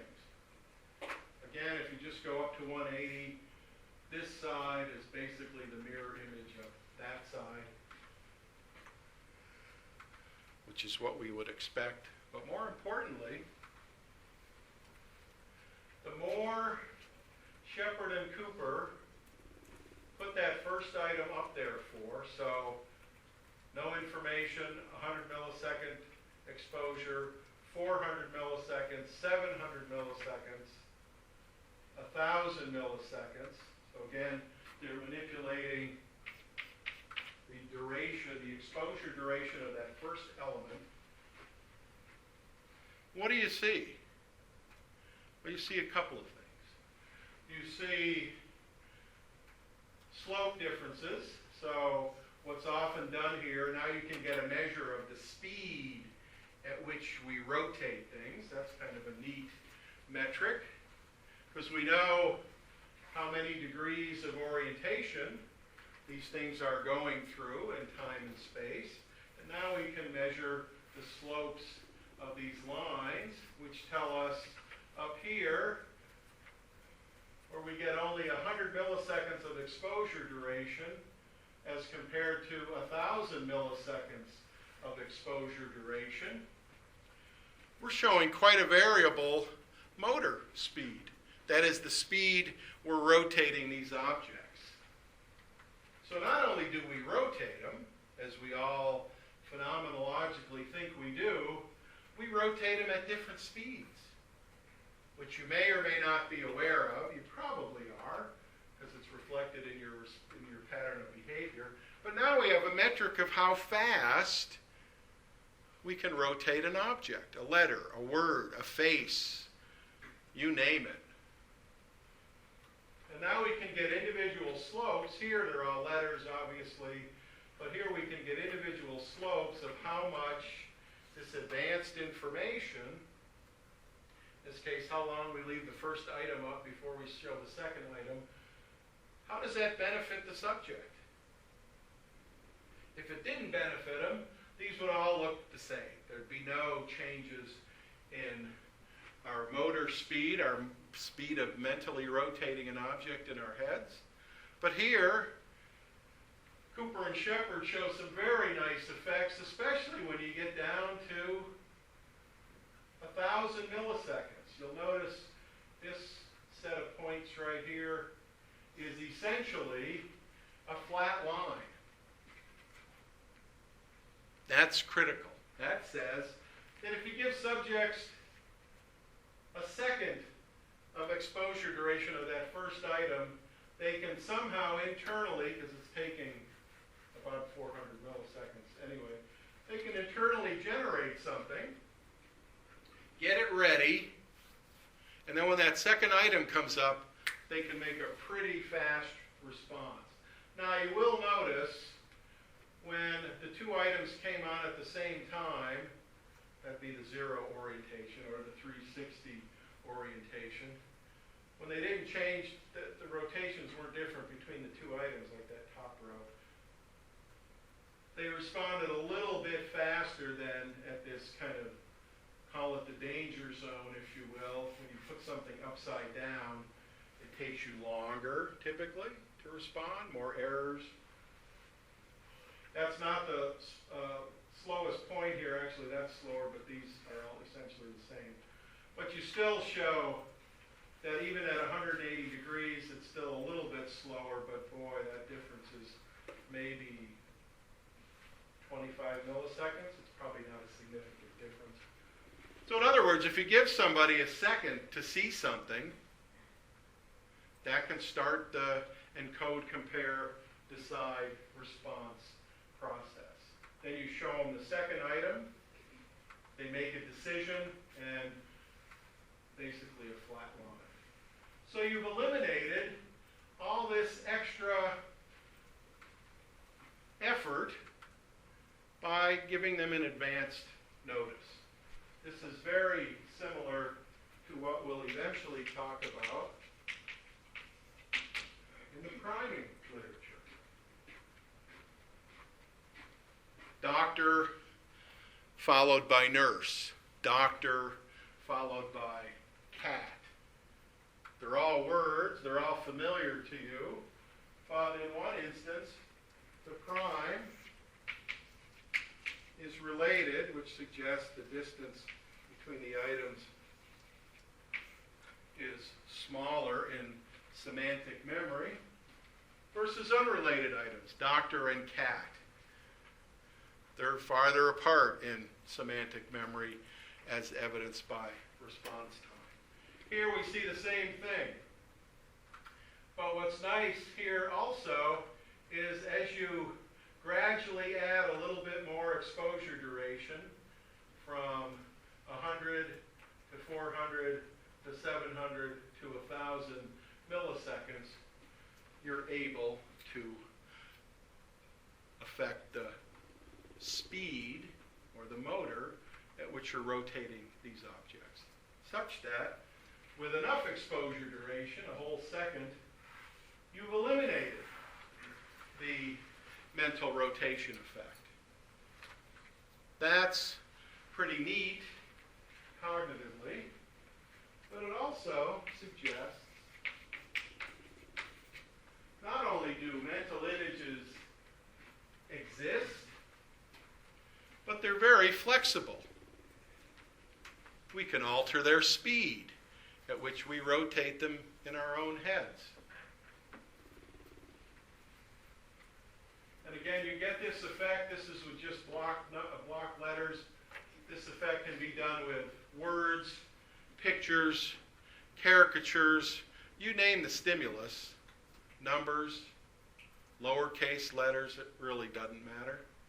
You get a very similar effect of speeding up, as it were, the mental rotation motor that we seem to have in our heads.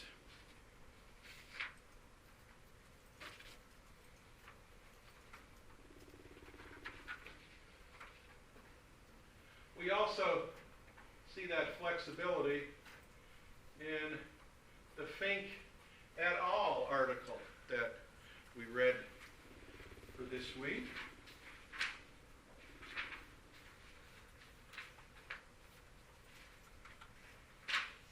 The Fink et al. Article is looking at so-called ambiguous images, where based on the instruction that you give to the subject, you can alter what image they will come up with. So for example, on page 266, we have some of these instructions. So imagine the number 7. And again, you're not writing it out on paper, you're imagining this in your head. Make a diagonal line vertical, move the horizontal line down to the middle of the vertical line. Now rotate the figure 90 degrees to the left. Or imagine the letter B, rotate it 90 degrees to the left, put a triangle directly below it having the same width and pointing down, remove the horizontal line, and then you get some type of response. Here are some of the output data from this experiment. Again, what Fink et al. Are showing, much like all the researchers we've been talking about today, is these mental images and mental rotation. It's very flexible. It even shows vast individual differences. If they didn't exist, if these images didn't exist, we wouldn't show not only this flexibility, but we wouldn't also show these the flexibility associated with them.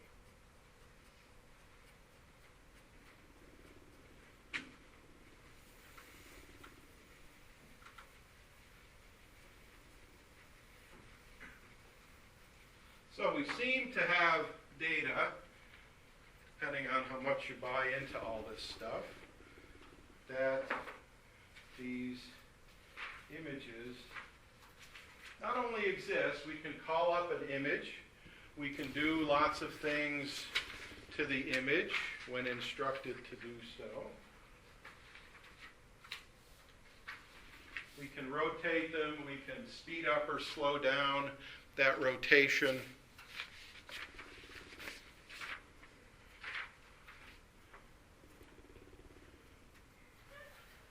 And then we end up with the work of Martha Farah, who was also a co-author of the Fink paper, of where in the brain do all these things occur? If they exist, where do they occur? Now, the importance of the Farah paper, again, is the fact that, in general, you can't really tell your blood where to go in your brain. You don't really have that control over it. So what Farah's work nicely shows is, again, we put people in these imaging devices, and we have them do two tasks. We have them do the task in the real world, so you put somebody in the scanner and you physically give them items to manipulate. Or you physically show them objects or pictures to manipulate. Call that the real world. Then you also give those subjects nothing at all and simply have them imagine you're rotating a cube, you're rotating a word, you're rotating a picture. And that's the imaging condition. So two conditions. Oftentimes these studies are done within subjects, so the subject serves as their own control. We saw this also in one of the previous papers on PET and word studies. So you're in the PET scanner. I show you various different conditions. So you get a bunch of X's in one condition.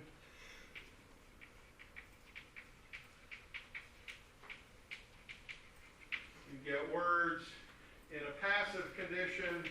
You get words in an active condition where you say them out loud, and then you get words where you provide a synonym. So going from top to bottom, we have easy, little bit easier, very difficult. And as you remember from the PET study, that was the Peterson study, you can use the subtractive technique, much like Donders did over 100 years ago with response time. And you can now localize where in the brain words are processed, where in the brain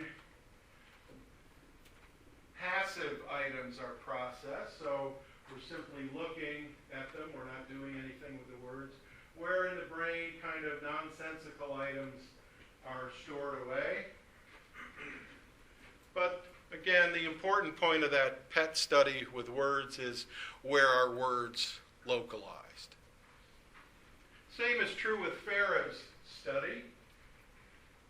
We want to find out where in the brain does imagery take place.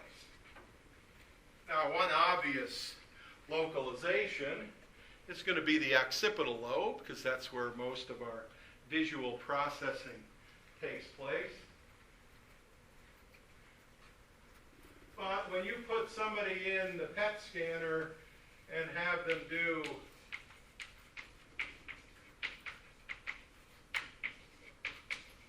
the paper folding or mental rotation task, you show areas lighting up, or where more blood is flowing, where you involve the hands manipulating objects.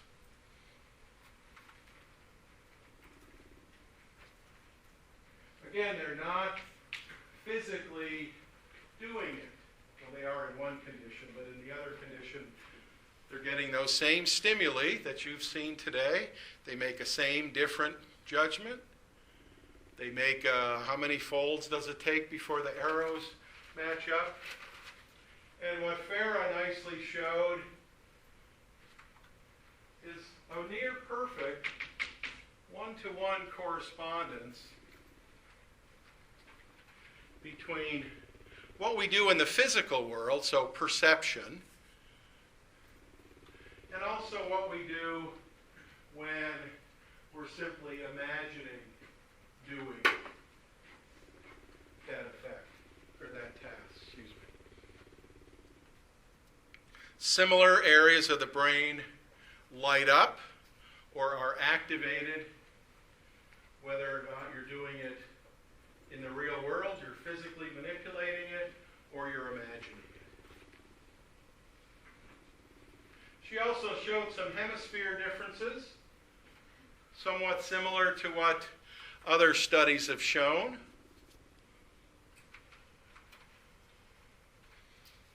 But her main conclusion,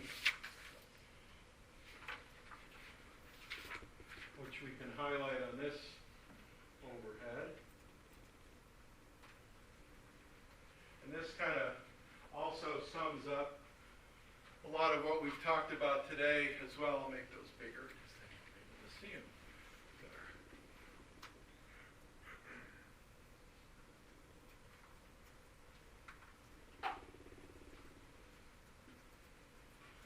I mean, Farah showed similar brain regions, not identical, but, very similar brain regions becoming activated.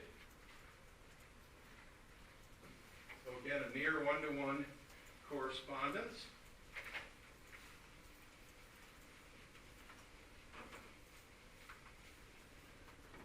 And it relates to that first principle.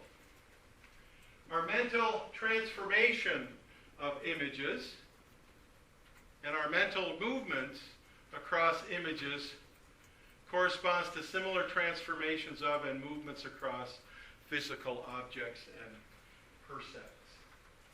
The Coslin study with the fake map has also been done in the PET scanner, and you get a very similar, not identical of course, but a very similar, highly positive correlation.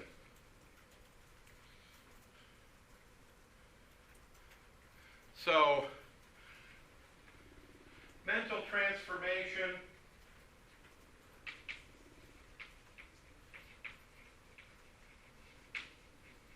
mental movement or rotation, very similar. Suggesting that, once again, images are indeed a psychological reality. We can manipulate them, we can rotate them, we can speed them up, we can slow them down. Point 2, the spatial relations among elements of a visual image are analogous to the same relations in actual physical space.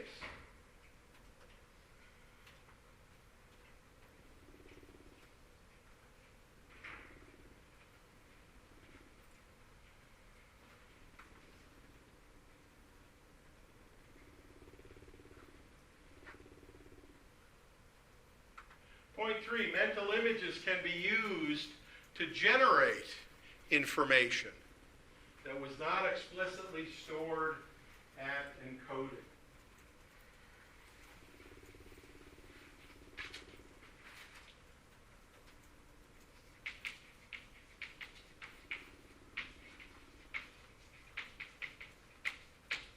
We see this in other tasks, especially those related to comprehension, where you often embellish information. When you embellish something, you may make an inference, you may add information to it. You often don't subtract out information. But it's like if you tell somebody a story of an event that happened, you might embellish it to make it sound a little better. Same is true at this level. You can use mental images to generate additional information that wasn't there explicitly during encoding. What does that tell us? Well, it tells us that in many cases,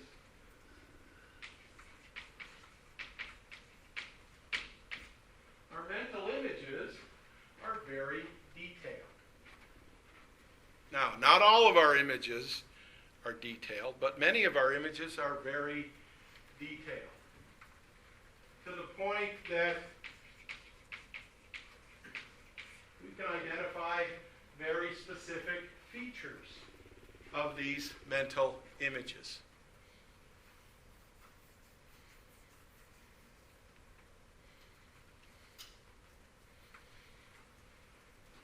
Even though those features weren't encoded. So think of an image kind of like a foundation.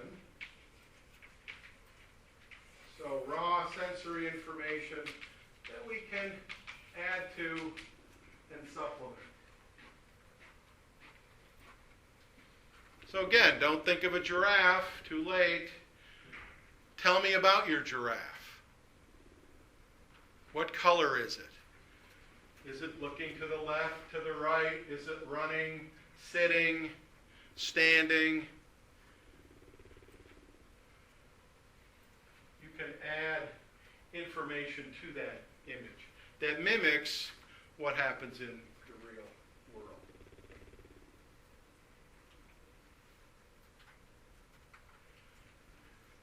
Constructing mental images is similar to what you do in the real world. That is the construction of visually perceptible figures. When I initially asked you to decide what's bigger, a cow or a flea, or a cow or a raccoon, or a cow or an alligator, it doesn't really matter. I doubt your images look like that. Now they might have, but I doubt it. I imagine your images were quite precise, quite clear, quite explicit. So how you construct them is similar as you construct visually perceptible figures. Faces, words, sounds.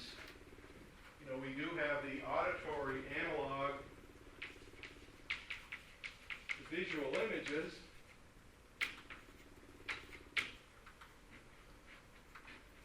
And you can have visual hallucinations, you can have auditory hallucinations.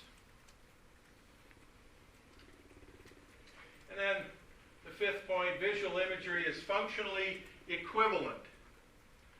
Don't read that to mean identical, but functionally equivalent to visual perception in terms of the processes of the visual system used for each.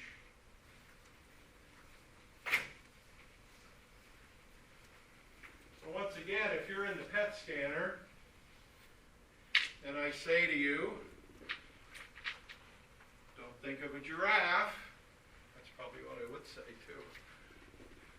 You would be activating your occipital cortex, your visual association cortex. There would be some image you come up with of a giraffe. Like that, maybe. That's kind of what a giraffe looks like to me. So it'd be very similar to what's in the actual real world. So these principles all kind of hold together for the various articles that we talked about today. Again, supporting the notion that images actually exist.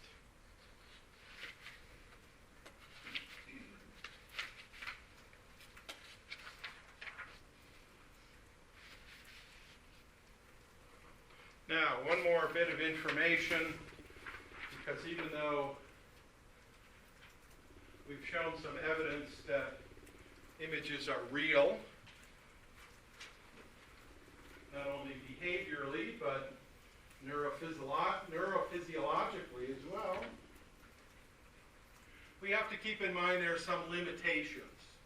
And we've already done the top demonstration.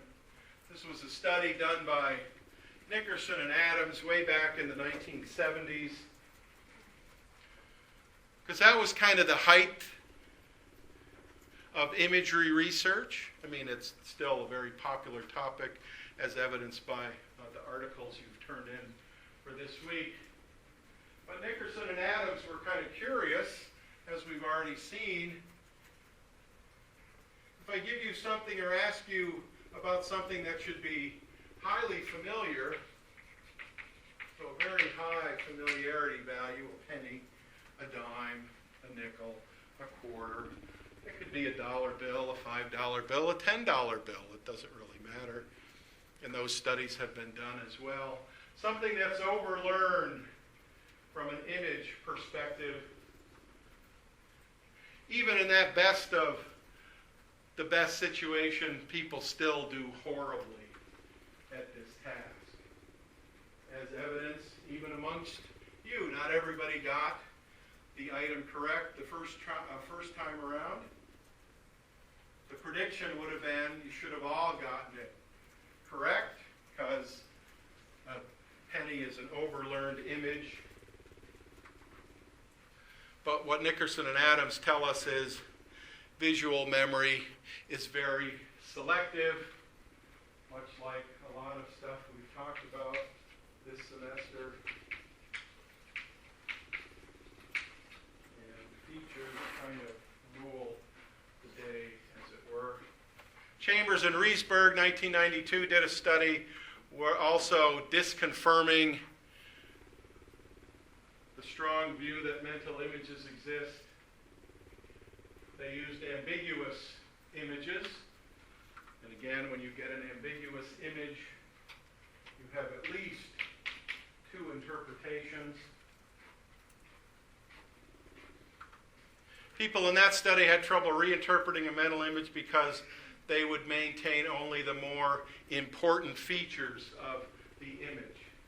That also gets back to the idea that even in imaging, when it's not real, it's an image, critical features are more relevant than non-critical features. If you have somebody try to process the non-critical features, they tend to do more poorly on the task, even in an imaging kind of situation. So there are some limitations to images, but by and large, the articles you read for this week tend to show that they do exist, in some cases in very specific situations, but they're manipulable, they're flexible, they satisfy rules that we see in actual visual perception, and again, that correspondence is a near perfect correspondence. Questions about mental imagery? Again, like I said earlier, we highlighted just visual mental imagery. There's all sorts of other types of imagery, but any questions? Questions. All right, folks, I will see you next week when we talk about, what do we talk about next week? Memory. And next week, you will also get the study guide. I will bring that with me and hand it out. It'll also be on Blackboard, probably before next week, but next week is when you get Exam 1 study guide. Make sure you turn in your updates for today.